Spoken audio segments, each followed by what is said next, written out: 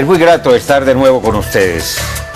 Tema muy trascendental para padres de familia, para maestros, para todos los educadores y por supuesto para los niños, para las jóvenes, porque vamos a hablar con una psicóloga de familia, autora de 2 libros que nos acompañan aquí en esta mesa de trabajo de Entérate de Caracol Internacional, que tienen que ver con el matoneo, con el bullying. ¿Qué es el bullying, doctora Marielena López Jordán? Bueno, muchas gracias, qué rico estar aquí contigo. Bueno, el bullying primero es un tema de total actualidad, todo el tiempo estamos viendo en los medios de comunicación, en los colegios, en todas partes están siendo los niños intimidados. El bullying es una acción violenta definitivamente entre pares, o sea, entre compañeros, es que un niño o uno o varios o jóvenes deciden agredir a otro de manera sistemática, de manera muy lesiva, de diferentes modalidades, ¿no? De manera física o emocional o psicológica o con una modalidad nueva que ahora que se llama ciberbullying. Ahora, ¿por qué hay niños agresivos que tratan de fastidiar, de intimidar, de pegarle a otros compañeros?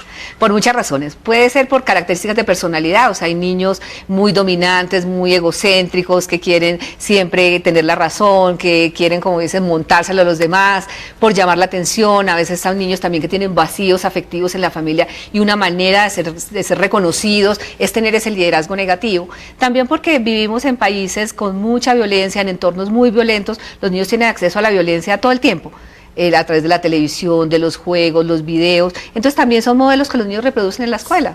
¿Qué es lo normal que un niño, después de ser víctima de un matoneo, del bullying de sus compañeritos o compañeritas, cuente en la casa, acuda al profesor o se lo traga? No, normalmente callan porque básicamente lo que define el bullying es una situación como de dominio frente a los demás. Entonces casi que ese niño queda tan intimidado y tan indefenso que siente que no puede decir. Porque incluso le deben decir, no vaya a contar en la casa. Por supuesto, si cuenta tal cosa y lo amenazan también. Entonces muchas veces callan, por eso es que padres y maestros tienen que estar muy atentos a mirar síntomas que identifiquen un poco que un niño está siendo intimidado. ¿Y cuáles son esos síntomas que un padre debe tener en cuenta, estar pilas con el tema para saber si su hijo realmente está muy asediado? Bueno, varias cosas. Yo le digo a los papás que lo más importante es que ellos conozcan los niños. Cuando uno conoce los hijos, uno sabe que hay cambios. Un niño, por ejemplo, muy alegre, muy extrovertido, de pronto se vuelve muy tímido, muy callado. Un niño que es tranquilo se vuelve agresivo, llega con cosas rotas, le quitaron la lonchera, le robaron tal cosa, lleva un juguete para el colegio o alguna cosa tecnológica y resulta que no lo trae y empieza a sentir como que no quiere ir al colegio, el domingo por la tarde le da dolor de barriga, le da dolor de cabeza. ¿Se vuelve raro? Sí, se vuelve raro. Y empieza uno a decir, ya no lo veo como con tantos amigos, no habla tanto del colegio, generalmente los niños cuentan. No me gusta el colegio. Sí, mis amigos, no sé qué, aquí es, no quiero volver, ya no, prefiero que me acompañes. Y entonces ya, si un papá es observador, sabe que hay cositas que pasan y puede generar confianza para que el niño pueda hablar sobre lo que le pasa. Y en ese momento, entonces, cuando los padres toman conciencia y los padres muy inteligentemente están observando ese tipo de conductas, ¿lo apropiado es abordar al chico? Sí, pero no de manera inquisitiva de qué te pasó, ¿por qué no me contaste? Sí, y alguien te pegó y qué fue lo que pasó y no, es ven, miramos, cuéntame cómo te va en el colegio, te ves con muchos amigos. Uno puede poner incluso casos de terceros, es que supe que un niño lo estaban molestando y le daba como pena contarle al profesor. ¿A ti te ha pasado alguna cosa? ¿A alguien de tu salón le ocurre algo parecido? Un poquito así, si el niño está muy renuente. A veces los niños cuentan también, mira, es que hay un niño que me molesta, que me pega, y ahí es muy importante que los padres crean, porque muchas veces, eso es cosa de niños, está imaginando, estás molestando, de pronto es que eres tú. A veces sí, a veces es el niño, pero también hay que darle crédito y mirar a ver qué es lo que pasa. Esta pareja, los papás y el niño, ¿deben entrar en contacto también con el maestro, con el profesor? Por supuesto, sí. Es muy importante, además porque esto no debe hacerse solamente cuando hay una situación de crisis. Los papás deben estar en contacto con el colegio. Se ha descubierto que cuando los papás están muy vinculados a la vida escolar, los niños rinden más. Entonces, mirar al colegio, evaluar con discreción, porque también pasa que los papás a veces se angustian mucho, van al colegio ese y es que mi niño está cuenta, siendo agredido, está siendo intimidado, y a veces se forma una cosa tan grande que termina perjudicando al niño. Claro. Entonces yo tuve el caso de una niña que tenía como una condición de salud delicada, como en la piel, y entonces ella contó a la mamá estaba muy angustiada, habló con el colegio y la rectora, expuso el caso delante de todos los niños. Le digo, Juliana es diferente, por lo tanto la tenemos que respetar. Y esto para la niña fue durísimo. Entonces a veces exponemos más a los niños en una situación de desventaja. ¿Hasta dónde puede ser conveniente y prudente, sano, digamos, positivo, buscando un resultado adecuado, que los padres aborden al niño o a la pandilla agresora? Bueno, esa es más complicada, ¿sí? Esa es más complicada, esa requiere, yo creo que yo agotaría siempre la instancia del colegio, o sea, el colegio es como el ambiente natural para que canalice eso. Segunda casa. Exacto, entonces con el rector, los directivos, si hay un departamento de psicología, que investiguen, averigüen qué pasó, esto pasa normalmente, lo están haciendo juntos, es una pandilla, como dices tú, qué es lo que está sucediendo, llamen a ambas partes, los escuchen, más que los papás intervengan, porque casi que es como tomarse la justicia por sus manos. Sí, porque los papás del otro también van a reaccionar. Claro, no se metan conmigo. Sí, yo creo que hay que agotar como instancias y canales para poder identificar qué es lo que está pasando e intervenir, como decías tú, de manera inteligente. No se puede ser tan reactivo, claro. O sea, no puede ser uno tan emocional, porque si hay algo que duele en la vida es que le peguen al hijo de uno, o lo excluyan, o lo roben, o lo maltraten. Entonces uno lo que quiere, pues como papá, proteger a su niñito. Claro. Pero yo pienso que requiere de verdad acciones inteligentes. María Elena, ¿hasta dónde está extendido este fenómeno? Mucho, Darío, mucho. O sea, es una práctica cada vez más común. Más preocupante. Yo creo que, como te decía ahora, obedece a que los niños están reproduciendo los patrones de violencia que ven en el mundo. O sea, el mundo está cruzado por miles de violencias. Los niños ven masacrar a otros, atropellar. Antes no había medios de comunicación tan potentes y tan penetrantes. Los niños se enteran ahora, por ejemplo, de la vida y de la muerte, no de manera natural, sino que es que mataron a un niño de 2 años, lo encontraron tirado en un caño. Entonces, estas experiencias y información sobre la violencia, sobre la agresión, permean la vida de los niños. Entonces yo sí creo que es un fenómeno al que hay que atender de manera de verdad cuidadosa por la familia y por el colegio y por la comunidad en general. Claro, pero ¿es un fenómeno muy colombiano o en general también en países más desarrollados de Europa o de los Estados Unidos igual? También es, pues con violencias diferentes, ¿no? Pero yo sí creo que este es un fenómeno más o menos universal que requiere de verdad atención y que estemos como al cuidado, mirar qué hacemos para prevenirlo y cómo hacer intervenciones en un momento oportuno. ¿Cuáles son las secuelas, esas consecuencias que quedan en un niño que es víctima del bullying? Ay, muchos. O sea, en general se hiere la autoestima, o sea, la dignidad del niño es atropellada y de ahí sigue que no se siente competente, no se siente seguro, tiene miedo de ir al colegio, tiene miedo de estar con compañeros, empieza a sentir que la escuela o el colegio es un lugar amenazante, cuando debía ser un lugar para aprender, para ser feliz, para crecer. Y en muchos casos, pues ya más extremos, los niños pueden generar cuadros depresivos e incluso llegar al suicidio, como hemos visto muchos casos también de niños que no han soportado la presión, y mucho menos ahora con el tema de Internet, porque entonces el famoso ciberbullying es un fenómeno tan avasallador que el niño no tiene cómo defenderse, entonces termina como opacado, agobiado, a veces solo. Destruye su personalidad, sí. Se anula. Sí. Vamos a continuar con este tema que nos interesa absolutamente a todos, padres de familia, por supuesto, las víctimas, que son los niños y las niñas, y también las consecuencias para la sociedad en general, para terceros.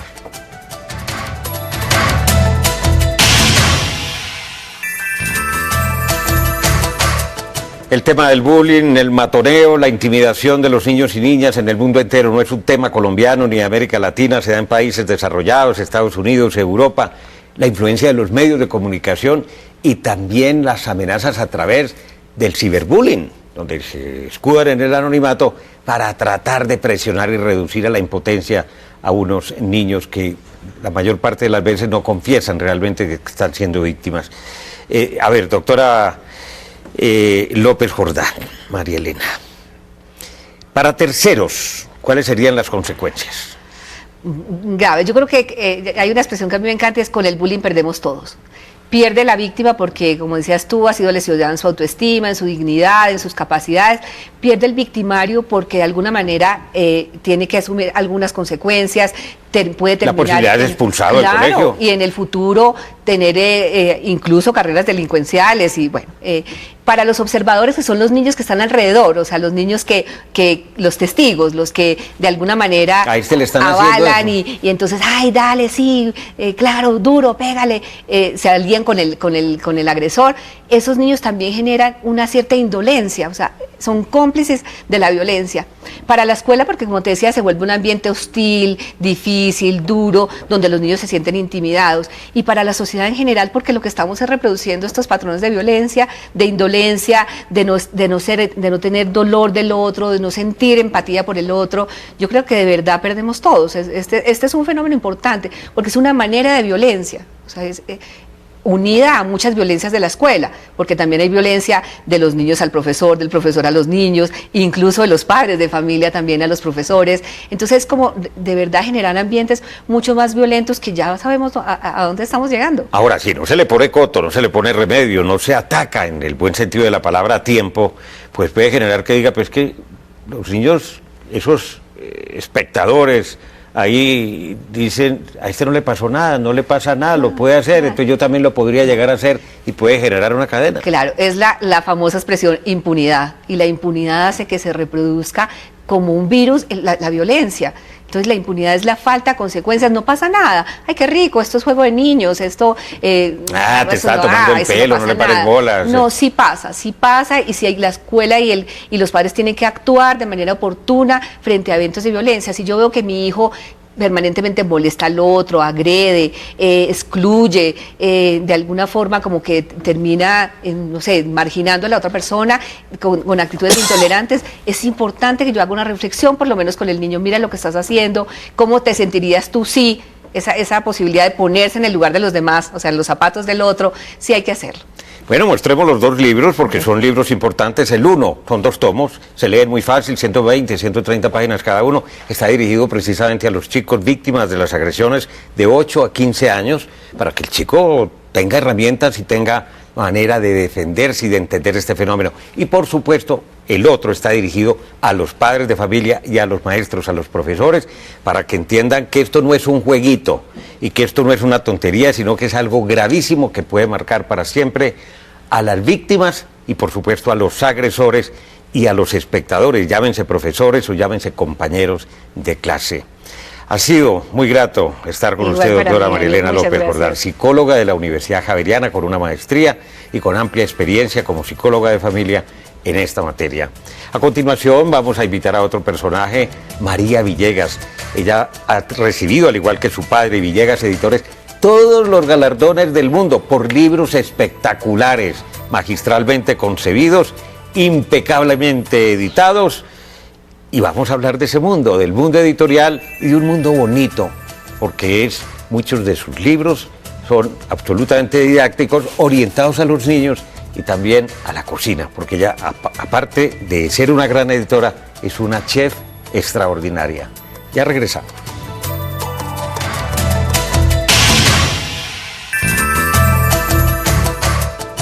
Regresamos con un personaje muy especial, muy exquisito, demasiado fino, elegante.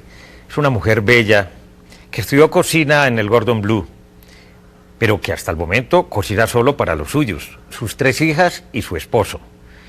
Ella es hija de Benjamín Villegas, un arquitecto y editor, el mejor editor de libros que hay en Colombia, sin duda alguna. Los libros más espectaculares, más bellos, mejor editados, mejor diseñados.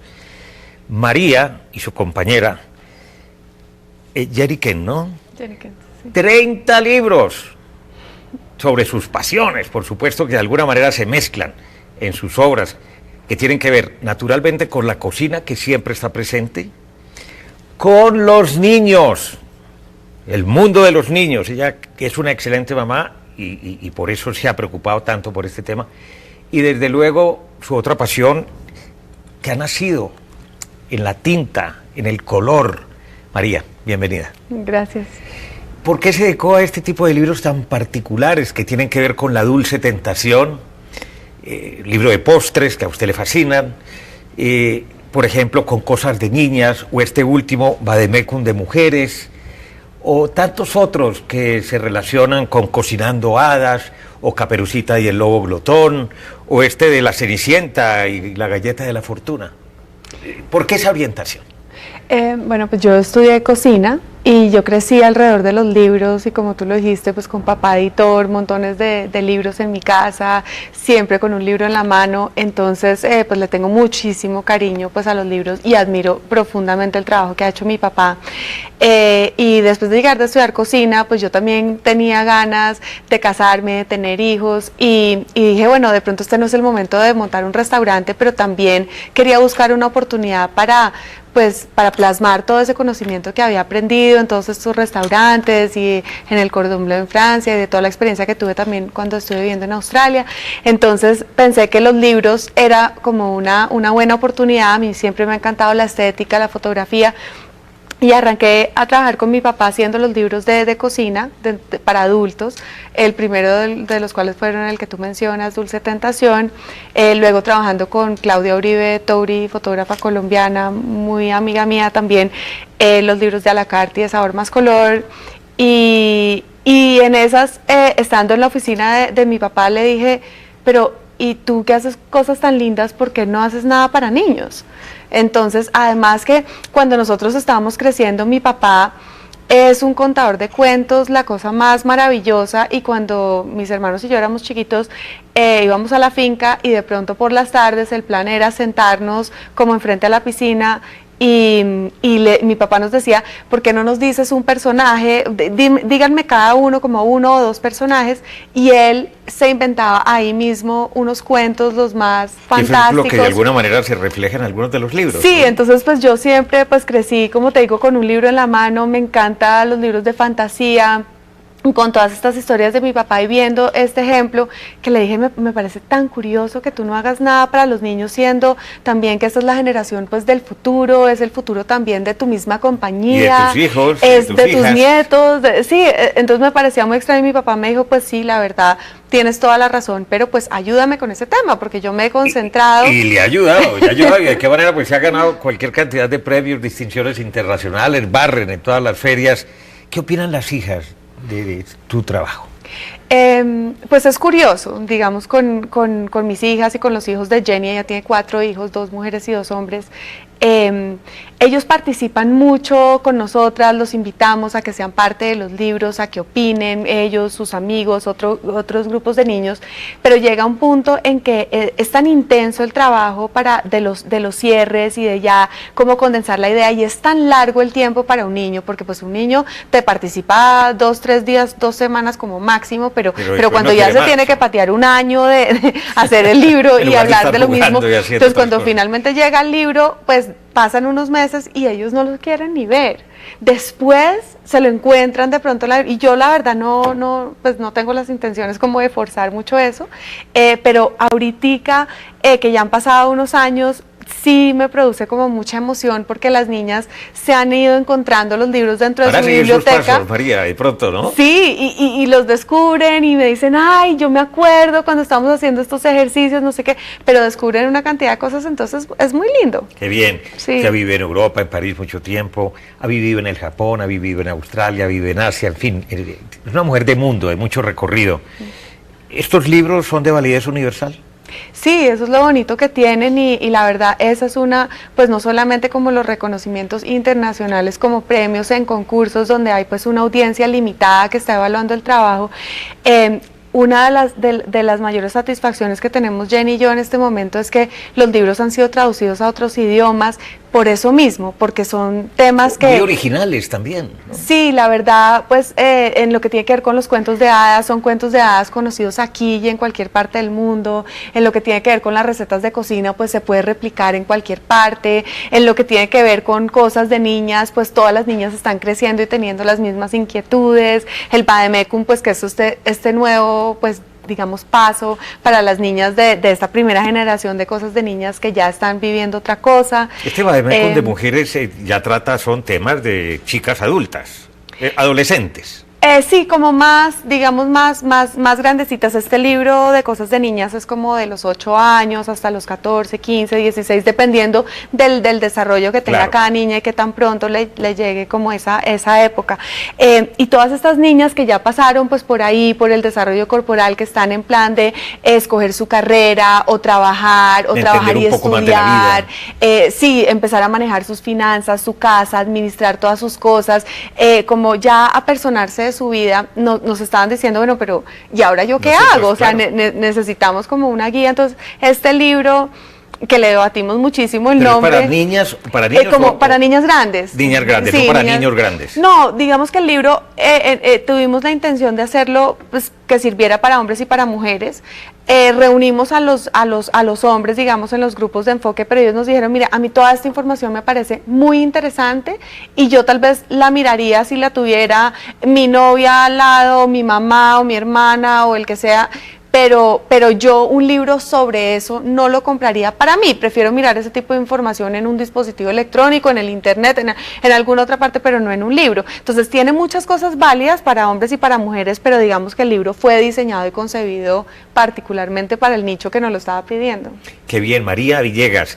Sé que la cocina en su familia es muy importante, no quiero decir las recetas, sí, ni la calidad de la cocina, por supuesto que sí, sino la cocina como punto de encuentro.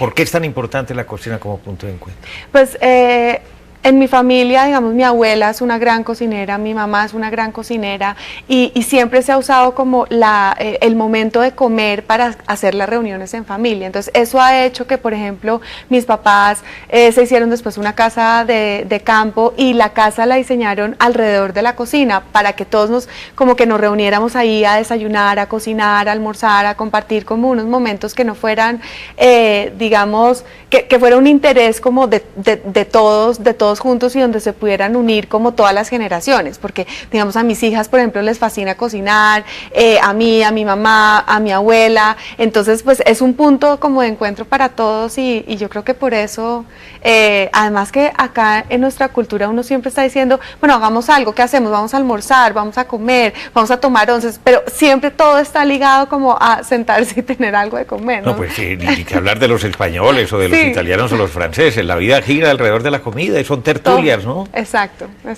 Entonces, ¿cómo María, que ha tenido 3 hijas, pero 30 hijos adicionales que son estos libros, cuál ha sido el más exitoso de todos? ¿El de mayores ventas, el de mayor petición? De todos los libros, Cosas de Niñas. Ah, Cosas de Niñas. Cosas de Niñas, sí, definitivamente el que ha sido más aceptado, digamos, hoy en día pues Cosas de Niñas es una marca, las niñas la quieren tener en los cuadernos, en el colegio, todo el tiempo, porque han crecido, digamos, con esas muñecas y como con ese diseño y con esa frescura de información y tenemos ya una página web y pues lo hemos ido como consintiendo y cultivando a ver qué más se nos ocurre alrededor de Cosas de Niñas. María, le voy a preguntar a la cocinera, ¿su mejor receta? Pues hay una receta que yo le he patinado durante muchos años, he ensayado millones de fórmulas y a mí me fascina el chocolate. Yo me podría alimentar de puro chocolate, ¿no? Pues yo sé que toca comer un libro solo de chocolate. Sí, pero la mousse de chocolate, eso es lo que más me gusta y tal vez lo que más disfruto como trabajando pues como para llegar a distintas texturas. Pero y llegar le gusta definitivamente recetas. Más el mundo del dulce que el mundo de la sal. Sí, yo soy muy dulcera, pero sobre todo muy chocolatera. Muy chocolatera. Sí. Y los Villegas, de Benjamín Villegas, de su abuela, de su abuelo, ¿de dónde son? De Manizales. De Manizales. Sí, de Manizales y de Bogotá. Y por el lado materno, mi abuela es española, catalana. Entonces pues tengo ahí un poco como esa mezcla. Y si María Villegas no se hubiera dedicado a este mundo editorial, del diseño, de la exquisitez, ¿a qué se hubiera dedicado? A mí siempre me llamó la atención la moda. Esa era como la otra carrera que yo tenía ahí como para estudiar diseño de modas y siempre me ha encantado todo lo que tiene que ver con filosofía, con psicología, con psiquiatría, con todas esas cosas que tienen que ver como con la mente. Eso también me ha gustado mucho siempre. María, gracias por participarnos algunos de sus secretos. Gracias a ti. María Villegas, diseñadora, editora, cocinera, mamá, de todo, una mujer extraordinaria. Recuerden que ustedes pueden seguirnos en Twitter a través de nuestra cuenta @entératecaracol. También puede escribirnos al correo electrónico enterate@caracoltv.com.co y visite nuestra página web www.noticiascaracol.com/entérate. Allí podrá participar en nuestros foros y acceder a todos nuestros capítulos anteriores completos. Los espero como siempre la próxima semana.